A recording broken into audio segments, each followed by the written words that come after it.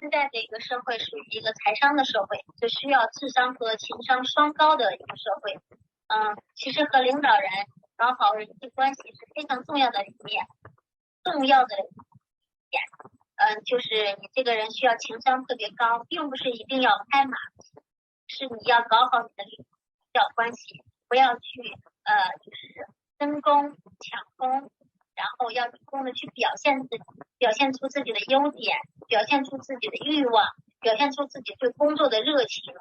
这一点领导人发现之后会慢慢的提拔你。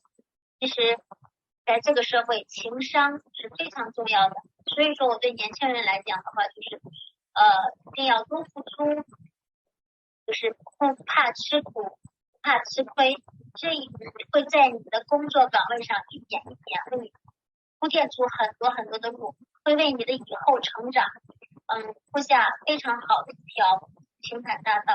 好的。All right. So let's thank for the time. I like all the answers. Go. Bye. Bye. So the last question is what suggestion you will provide for today's new generation when they're in their future career? The answer is require both high EQs and IQs. It required to know how to deal with relationships instead of just flattery. And don't negatively competing for benefits or over expressing their one's desire through passive and negative competitions. Instead, you have to show your perform yourself slowly to get a leader's attention. And then do not afraid of enduring hardship. Do not afraid of suffering. Just keep hard working, keep being competitive, and it will be the path. Those are all will be the path to your future goals, future growing. Okay, so those are the translation, and I will add my reflection later. Hello, Professor Werner. So now I will start my reflection towards the meeting. So I actually agree with most of what she said.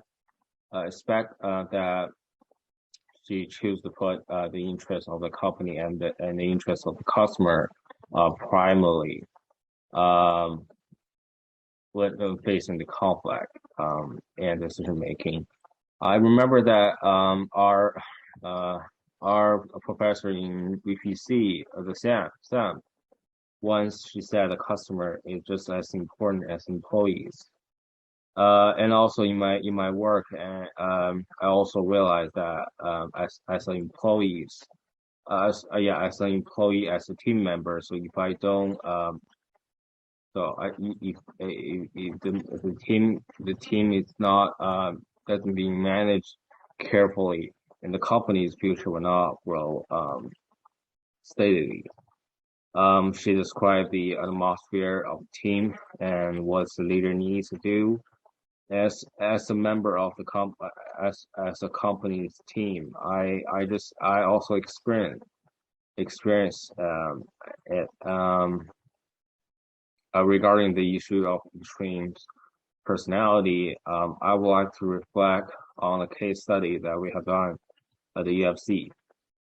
Well, because I'm the big fan of the game. I also trained mixed martial art for years. So first of all, there is no clear division of the magnitude at the beginning of the UFC, and the rules are too open to cause too many accidents. And the Tang Abbott is only one of the victims. And fortunately, the UFC has the formally detailed rules for the safety of the fighters. In the history of UFC, utilitarian like Conor McGregor, John Jones, and idealists like Anderson Silva, George St. Pierre, who is a Canadian, by the way, has all achieved great success. The most successful idealists, like what I said, Anderson Silva and George St. Pierre, they can earn like a million or even $2 million each game. And fighter like Conor McGregor, who does not hesitate to insult each other to gain attention, will at least earn 20 at least I think at least 10 times or 20 times, even 20 times more than them. So you see that the UFC, everyone wants to be a libertarian and egoist like Connor, and they're not wrong. I mean, fighters competing in a really high risk and high return industry, and the player hope to have their career, their peak career in their limited career time.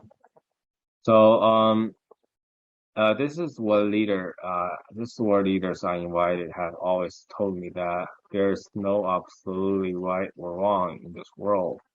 There are only pros and cons. So I think this meeting reminds me of this case study. For how can I say, the personality. Though those personality has nothing wrong, but just in a different situation, like the egoist and authoritarian, the personality that might achieve less success in UFC might achieve bigger success. So well, I think that's the world we're living in.